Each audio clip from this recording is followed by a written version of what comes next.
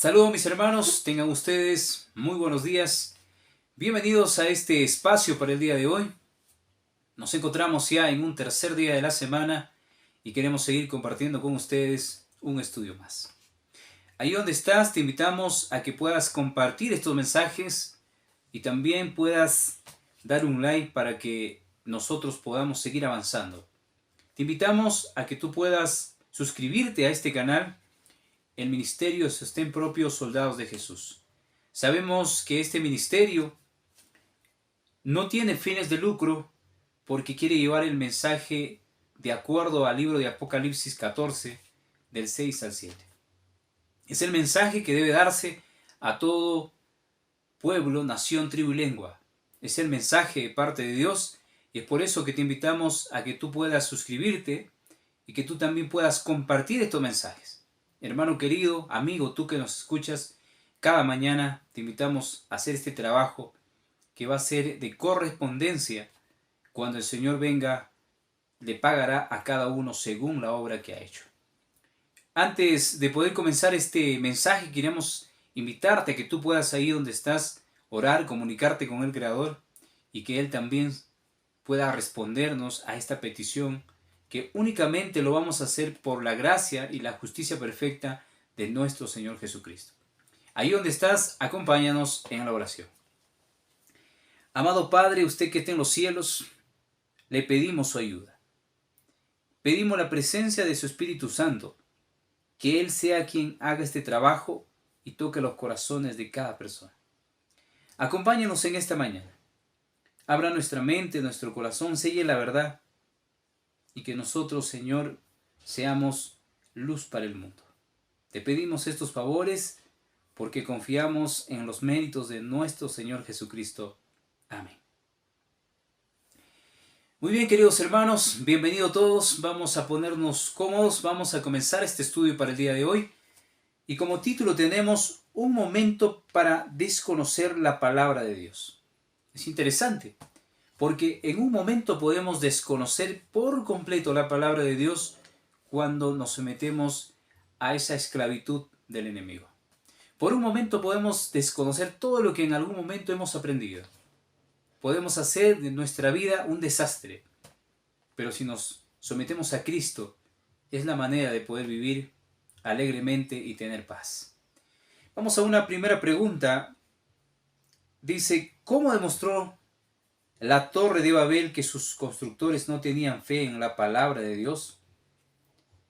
¿Y cómo se repite la historia en estos últimos días? ¿Cómo demostró la Torre de Babel que sus constructores no tenían fe en la palabra de Dios? Vamos a buscar Génesis capítulo 9, del 8 al 17. Yo te invito a buscar ahí donde tú estás, coge tu Biblia y vamos a buscar el capítulo 9 de este libro, el libro de Génesis, el principio de la escritura, para leer del 8 al 17. Mira lo que dice la palabra que se sitúa en este libro. El capítulo 9, del 8 al 17 vamos a leer.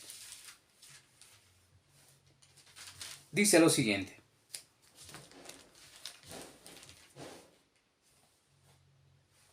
Y habló Dios a Noé y a sus hijos con él diciendo, aquí que yo establezco mi pacto con vosotros y con vuestros descendientes después de vosotros.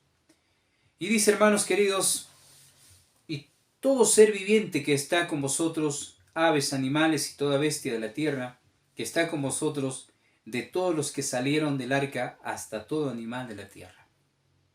Estableceré mi pacto con vosotros y no exterminaré ya más toda carne con aguas del diluvio, ni habrá más diluvio para destruir la tierra. El Señor ya está haciendo un pacto con aquellos personajes que salvaron su vida cuando habían entrado al arca. Dice, hermanos queridos, y dijo Dios, esta es la señal del pacto que yo establezco entre mí y vosotros, y todo ser viviente que está con vosotros por siglos perpetuos. Hay un pacto que se va a establecer. Ese pacto, como el mismo nombre lo dice, es algo que no debe romperse y no tendrá fin.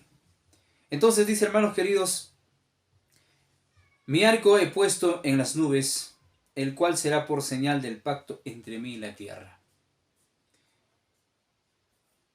Y sucederá que cuando haga venir nubes sobre la tierra, se dejará ver entonces mi arco en las nubes.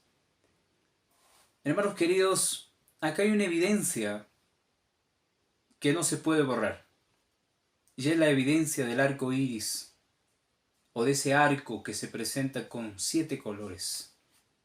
Con colores distintos que muestran el día que el Señor hizo el pacto con Noé. Pero que a su vez, queridos hermanos, amigos, todos los que ustedes están escuchando, el enemigo ha utilizado un movimiento que ha nacido de la mente de Satanás para utilizar en una bandera, en un estandarte, su símbolo, como si en realidad eso representase la homosexualidad, el lesbianismo y todo lo demás en esos colores. En esos colores que se distingue en todo sentido, allá en ese arco que el Señor puso después del diluvio, está representado prácticamente el pacto y la lealtad del Señor hacia la creación. Porque Él es leal, porque Él es sincero, y Él no miente cuando dice las cosas. Entonces, queridos hermanos, dice, y sucederá que cuando haga venir, dice, nubes sobre la tierra, se dejará ver entonces mi arco en las nubes. Y me acordaré del pacto mío que hay entre mí vosotros y todos, ser viviente de toda carne, y no habrá más diluvio de aguas para destruir toda carne. Estará el arco en las nubes, y lo veré y me acordaré del pacto perpetuo entre Dios y todo ser viviente, con toda carne que hay sobre la tierra. Dijo pues Dios a Noé, esta es la señal del pacto que he establecido entre mí y toda carne que está sobre la tierra. Ese pacto que establece Dios entre los hombres no se puede borrar. Y no podemos ser incrédulos de decir que no existe Dios. Y no podemos ser incrédulos de decir que no hay existencia de alguien que hizo los cielos y la tierra, porque ese arco que se establece cada vez que llueve nos da a conocer que sí hubo un creador y que dejó un pacto para los seres humanos. Pero en la antigüedad, en la historia, un pueblo, podríamos decir, hubo una nación que no creyó lo que el Señor había establecido, que no creyó, que principió a lo que podría ser sus ideas, pero no a lo que el Señor había dicho. A eso se le llama incredulidad. También, queridos hermanos, vamos a leer el capítulo 3 de Segunda de Pedro, del 3 al 7. Te invito a buscar ahí el capítulo 3 de Segunda de Pedro. Y vamos a dar lectura en esta oportunidad, hermanos, para poder meditar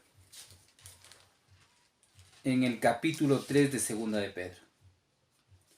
Y vamos a leer del verso 3 al verso 7. Dice lo siguiente.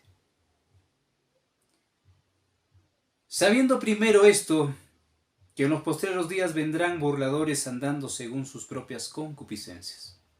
Esto hay en todo tiempo.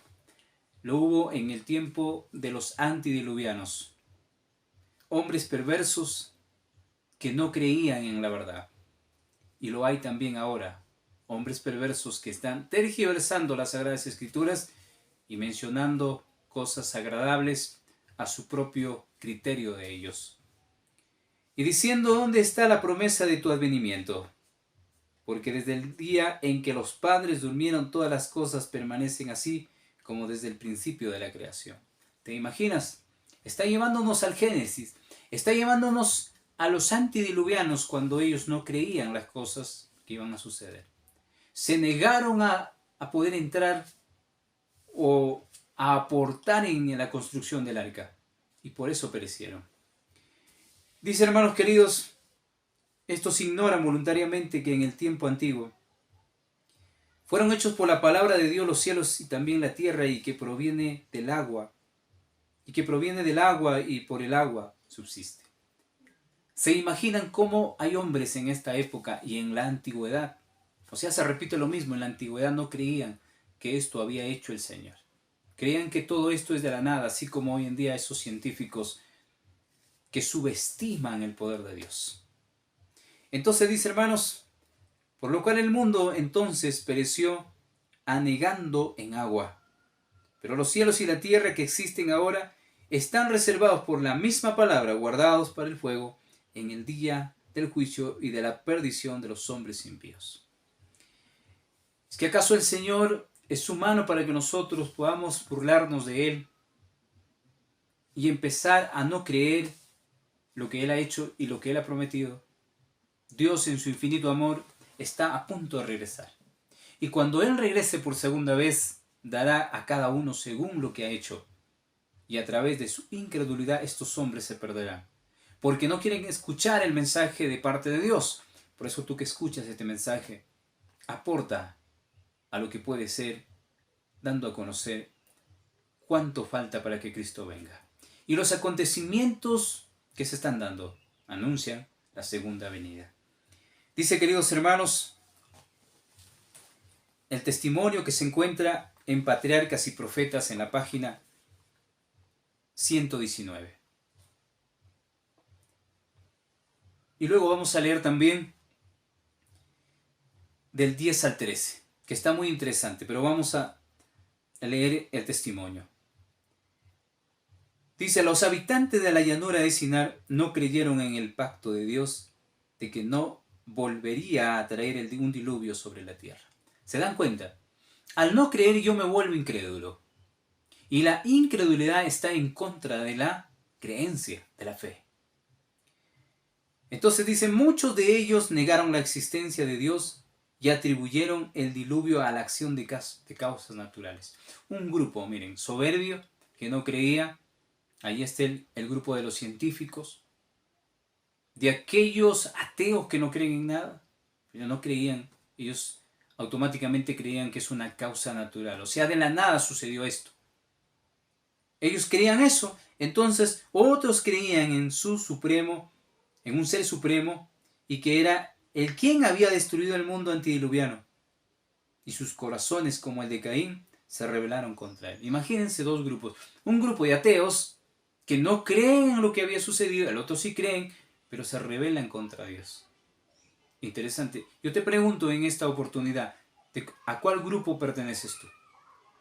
¿Aquel que no cree, que son ateos completamente, o aquel que sí cree que hay un ser supremo, pero que tú no estás de acuerdo con él? Porque según tú, tienes más conocimiento que Dios. Y por eso que tú no aceptas lo que él ha hecho. Hermanos queridos, dice, y que era el quien había destruido el mundo antediluviano. Y sus corazones como de Caín se rebelaron contra él. Uno de los objetivos que tenían ante sí al construir la torre era garantizar su propia seguridad en caso de otro diluvio. A llevar la estructura de una altura mucho mayor que la alcanzada por las aguas del diluvio, pensaron ponerse fuera de la posibilidad del peligro. Y como podrían ascender a la región de las nubes, esperaban determinar la causa del diluvio. Imagínense qué atrevimiento total. Hoy en día el hombre quiere alcanzar de lo que el Señor no le ha dado. Si bien es cierto, nos hizo un poco menor que los ángeles. Y nos ha dado conocimiento. Y ese conocimiento hoy lo utilizamos para la vanagloria humana y para la perdición de cada uno que lo acepta. Entonces estos hombres querían alcanzar, llegar hasta las nubes y ver por qué se había dado el suceso, desafiando a Dios. ¿Qué acaso en esta época los hombres de esta existencia no están haciendo lo mismo? Tratando de investigar por qué los sucesos, por qué lo que Dios ha hecho estas cosas, contradiciendo el plan de Dios. Toda la empresa tenía, dice, por objeto exaltar aún más el orgullo de sus proyectistas y apartar de Dios las mentes de las generaciones futuras y conducirlas a la idolatría. Hermano querido, si hay una iglesia poderosa en esta tierra, se llama Iglesia Universal. Iglesia Romana Universal, que si nosotros sacamos la idea de Roma o la capital de Roma, llegamos a Babilonia. Y Babilonia es la capital de Roma. Y Roma representa a la Iglesia Romana Universal. En otras palabras, Iglesia Universal Católica. Ellos quisieron ser un imperio universal en la época de Nimrod, en la época de este soberbio hombre que quiso alcanzar la victoria, sobre todo, aún traspasando los límites de la ley de Dios. Pero no pudo alcanzar lo que él quería. Pero los seguidores de este ser, de este hombre muy déspota, quieren seguir construyendo esta torre. Y esta torre simbólicamente está creciendo. Estamos hablando de un nuevo orden mundial. Están creciendo tan alto que han descubierto en cómo pueden dominar este mundo. Sin duda, Satanás no logró en la época antigua de ser un imperio universal, pero lo está logrando ahora con la Iglesia Católica Romana. Y la Iglesia Católica Romana, unido a las naciones poderosas, está cumpliendo ese reto de construir una torre de Babel espiritual. Dice, queridos hermanos, la pregunta: ¿cómo demostró la torre de Babel que sus constructores no tenían fe en la palabra? Creyendo que se vendría a venir otro diluvio. Eso es lo que ellos demostraron. Y no creyeron en lo que el Señor había dicho. Yo te pregunto a ti, tú que estás escuchando en esta oportunidad, ¿tú crees que el Señor no va a destruir la tierra? ¿O tú crees que el Señor va a venir por segunda vez a llevar a los que se acercan y se llegan y tienen su nombre? ¿O simplemente profesas una religión? Si es así, que estás profesando, yo te invito a creer. Porque el apóstol dice que el justo vivirá por la fe. Dice, hermanos queridos, una pregunta más. ¿Y cómo, dice, se repite la historia en estos últimos días? Similar a los tiempos de Noé, ¿sí? Similar a los tiempos de Noé, se está repitiendo la misma historia. En la época de Noé, la situación era complicada. Los hombres eran muy incrédulos, no creían en lo que se va a venir. En esta época, la historia se vuelve a repetir. Vamos a ver una tercera pregunta. ¿Qué mandato dio Dios a menudo, dice, pasan por alto los constructores de Babel? ¿Qué mandato de Dios a menudo pasan por alto los constructores de Babel modernos? Estamos hablando ya de estos constructores del nuevo orden mundial. De estos constructores que están cogiendo cada ladrillo para poder construir el nuevo orden mundial. Estamos hablando de una forma simbólica ya. En un sentido espiritual, pero una forma simbólica, donde vamos a ver cómo el enemigo está trabajando en una torre de Babel mística, podemos llamarle, y que quiere avanzar y otra vez desafiar el poder de Dios. Satanás no se ha dado por vencido. El Señor lo venció en muchas oportunidades, pero Él quiere seguir peleando, porque quiere que nadie se salve. En el libro de Mateo 5, 14 al 16 dice lo siguiente. Quiero invitarte a buscar el libro de Mateo, capítulo 15, y del 14 al 16. Y vamos a leer esta declaración muy importante que tenemos en esta mañana. Dice, queridos hermanos, vosotros sois la luz del mundo. Una ciudad asentada sobre un monte no se puede esconder. Ni se enciende una luz y se pone debajo de un almud, sino sobre el candelero y alumbra a todos los que están en casa. Así alumbre vuestra luz delante de los hombres, para que vean vuestras buenas obras y glorifiquen a vuestro Padre que está en los cielos. El Señor dice que somos la luz del mundo, pero no por nosotros mismos, sino únicamente por el poder maravilloso de la gracia de nuestro Señor Jesucristo. Podemos ser luz en este mundo, pero siempre y cuando tengamos esa justicia que Dios nos promete dar cuando llegamos a arrepentirnos, cuando llegamos a crucificar el yo. Entonces, dice también el capítulo 16, verso 15 del libro de Marcos. Vamos a buscar Marcos, capítulo 16, verso 15.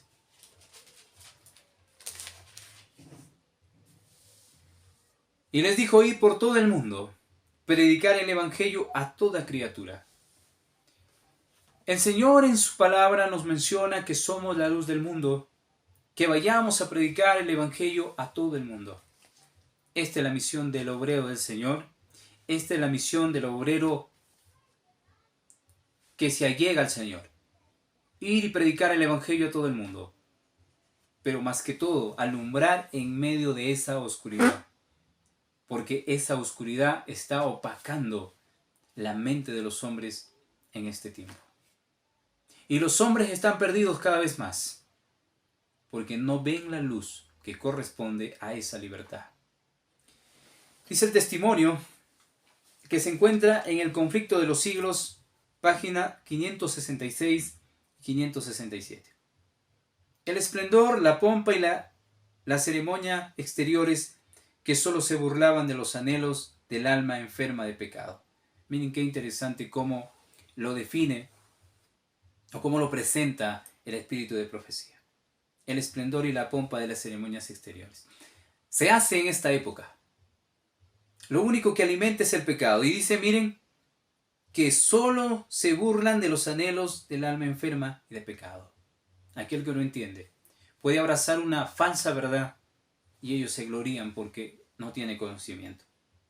Son evidencia de la corrupción interior. En el corazón del hombre mana el pecado. El desastre que puede un hombre tener es el pecado. Entonces dice, queridos hermanos, la religión de Cristo no necesita tales atracciones para ser recomendada. La religión de Cristo no necesita tal atracción. No necesita tener la ropa más cara, de repente, o el lugar más costoso donde vive, porque lo único que necesita es aceptar a un Jesucristo que murió por nuestros pecados. A la luz que brilla desde la cruz, el verdadero cristianismo aparece tan puro y hermoso que ninguna decoración externa puede realizar su verdadero valor. Por fuera puede estar precioso, por fuera puede ser hermoso, pero lo más terrible es que por dentro se está pudriendo. El corazón del hombre necesita brillar únicamente por dentro. Entonces dice, queridos hermanos, es la belleza de la santidad, un espíritu manso y tranquilo, lo que es valioso ante Dios. La brillantez del estilo no es necesariamente un índice de pensamiento puro y elevado. No todo lo que brilla es oro, dice el dicho, hermanos. Y muchas veces podemos mirar algo que brilla. Muchas veces podemos mirar la forma de presentación por fuera, pero por dentro es algo que no tiene sentido. Y es por eso te invitamos a que tú tomes en cuenta los tiempos y te prepares antes que Cristo venga por segunda vez. No hay tiempo que perder. No podemos perder el tiempo en vanidad cuando sabemos nosotros que Cristo viene por segunda vez. Dice, queridos hermanos, la Arabian Herald o revista El Heraldo, 16 de julio de 1914. Hay que seguir trabajando en muchas líneas. Se anexará un nuevo territorio, pero no se construirán centros en Jerusalén. Puede haber un anexo en ese lugar, en la ciudad, pero no debe establecerse por siempre ahí. Es peligroso. Pueden vivir mucha gente ahí, establecerse como una organización o misión, pero ¿qué sucede? Que con el tiempo adoptarán lo que el mundo hace. Entonces dice, si se construyen tales centros, habrá una dispersión del pueblo fuera de ellos. Por el Señor Dios del cielo, la obra de Dios debe llevarse a cabo sin exhibición exterior. Al establecer instituciones, nunca debemos competir con las instituciones del mundo, en tamaño o en esplendor. No debemos confederarnos con aquellos que no aman ni temen a Dios. Pero ¿qué está pasando en esta época con las instituciones de la iglesia? Se unen al mundo. Invitan a los presidentes paganos para que puedan inaugurar sus clases, sus universidades. Y cuando no deben tener ni siquiera alianza con ellos porque pueden ser peligrosos. Se pueden unir a ellos. Ni tampoco debes imitarlo. Lo más interesante es tener una iglesia invisible que no se vea. Que no se vea porque por dentro no se puede ver. Pero la gente quiere tener una iglesia visible que se vea por fuera. Y cuando por dentro se está pudriendo. Queridos hermanos, terrible cuando uno no entiende y no conoce el verdadero sentido de la libertad. Entonces quisiéramos en esta oportunidad invitarte a que tú puedas meditar en un momento. Porque el título dice en un momento para desconocer la palabra de Dios. ¿Es que acaso en un momento dejaste de lo que tenías que hacer cuando el mundo te llamó? Cuando ya tenías un cargo en lo que podía corresponder a la predicación de este mensaje, te regresaste al mundo y otra vez te pierdes ahí. Por un momento puedes perder la salvación. Déjame concluir con estos últimos párrafos de las primeras preguntas que se encuentran en el libro 2 de Pedro 3, del 10 al 13, y mira lo que dice. Vamos a concluir y quisiéramos que tú lo medites donde estás, porque es muy interesante meditar antes que Cristo venga por segunda vez. Entonces dice el capítulo 3 del 10 al 13. Pero el día del Señor vendrá como ladrón en la noche. Ojo, algunos dicen que vienen en la noche. Como ladrón en la noche, no dice que viene en la noche. No se sabe. En el cual los cielos pasarán con gran estruendo y los elementos ardiendo serán deshechos. Y la tierra y las obras que en ellas hay serán quemadas. Puesto que todas estas cosas han de ser deshechas, ¿cómo no debéis vosotros andar en santa, piadosa y manera de vivir? Si sabemos que estas cosas van a suceder, ¿cómo no vamos a andar en una manera santa y piadosa? Esperando y apresurándonos para la venida del día de Dios, en el cual los cielos encendiéndose serán deshechos, y los elementos siendo quemados se fundirán. El metal, por más duro que sea, no podrá resistir a ese fuego consumidor. Pero nosotros esperamos, según sus promesas, cielos nuevos y tierra nueva, y las cuales mora la justicia. Hermano querido, si sabemos lo que está profetizado, no podemos esperar más. Debemos ponernos a trabajar. Debemos ponernos a buscar a Dios mientras sea posible, antes que vengan esos días fatales en los cuales no podamos escapar. ¿Qué mandato de Dios dice? ¿Qué mandato de Dios a menudo pasan por alto los constructores de Babel? Ser una luz en este mundo y predicar el evangelio de nuestro Señor Jesús. ¿Sí? El mandato. ¿Qué mandato dice de Dios a menudo pasan por alto estos constructores de Babel? Ser la luz. Eso lo pasan por alto. Ser la luz en este mundo y predicar el evangelio de nuestro Señor Jesucristo. Se está pasando por alto esa parte. Y al pasarse por alto la luz y la prédica del evangelio, uno puede quedar endormecido y ser arrastrados a la fila del enemigo. Gracias por tu atención, te invitamos a seguir compartiendo. Suscríbete a este canal y nos vas a ayudar para poder seguir avanzando. Suscríbete y comparte, que va a ser de suma importancia. No queremos que se nos premie por lo que hacemos. Queremos que el mensaje del Evangelio eterno avance y que la gente se sienta con la responsabilidad de surgir en esta época de terrible situación. Un abrazo a la distancia, nos encontramos en un próximo estudio. Bendiciones.